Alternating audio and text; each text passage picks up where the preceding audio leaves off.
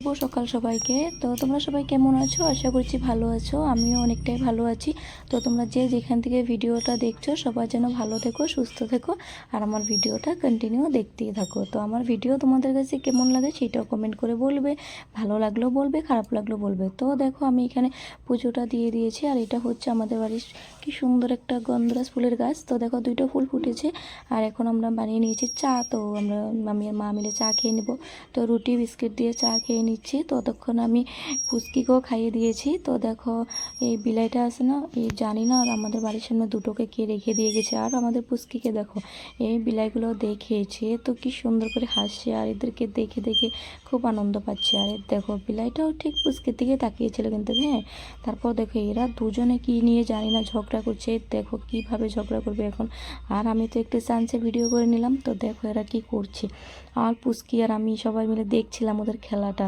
মানে ঝগড়া করছে না খেলছে আমি জানি না, বাট মজা লাগছিল দেখতে। তারপর দেখো আমার পুচকিকে দেখো খাইয়ে আনলাম এখন। আর এই মাছটা দেখছো না, এই মাছটা হচ্ছে আমাদের ক্ষেতের থেকে ধরা হয়েছে। তো আমাদের শ্বশুরমশাই ধরেছে, আরও ঠাকিমাছও ধরেছিল। তো এটা হচ্ছে মাগুর মাছ। তারপরে এই দেখো এটা হচ্ছে মিষ্টি আলু।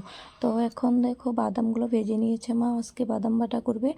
আর হচ্ছে যে মাগুর মাছটা মা কেটে নিচ্ছে, আর পেঁপে পাতা দিয়ে নাকি ভালো মতন গসতে হয়, তারপরে ছাপা হয়।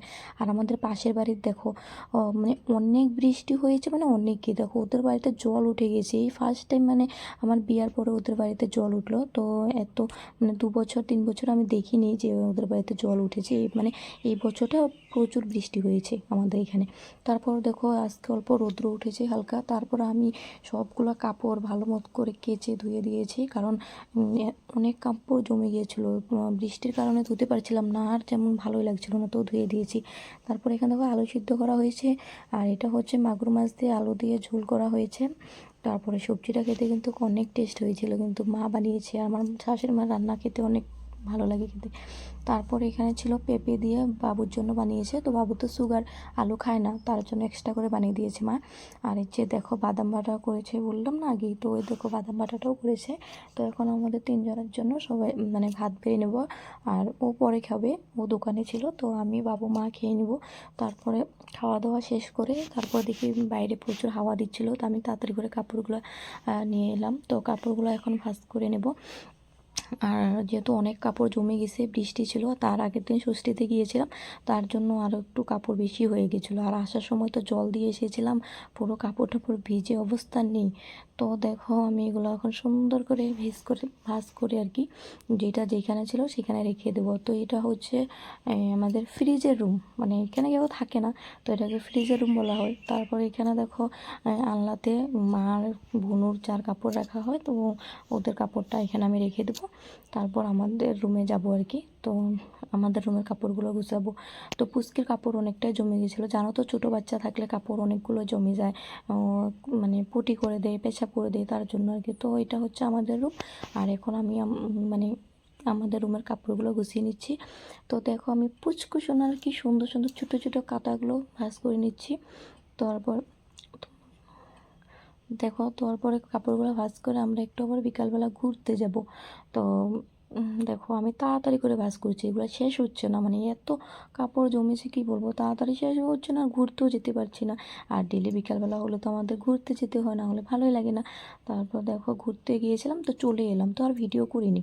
তো এখন দেখো প্রায় সন্ধ্যা হয়ে যাচ্ছে আর কি ঘোরার থেকে এসে। তো দেখো ফুলগুলো কি সুন্দর, সামনে থেকে একটু ভিডিও করে নিয়েছে। আর বিকাল জানো তো সন্ধ্যার আগে কি সুন্দর হাওয়া দিচ্ছিল, আর আমি তো কি সুন্দর করে একটু ভিডিও করে নিয়েছি। আর এই যে ফুল গাছ কি সুন্দর ফুল ফুটে রয়েছে সাদা। তারপর দেখো কি হাওয়া দিচ্ছিল, তো ক্যামেরাতে বেশি দেখা যাচ্ছে না, বাট সামনে থেকে অনেক হাওয়া দিচ্ছিল, আর বহুত মজা লাগছিলো। আর এখানে দেখো এটা হচ্ছে আমাদের পুকুর। আর জানো তো পুকুরে অনেক জল হয়ে গেছে, আর পুকুরে জল ভীষণ কম ছিল।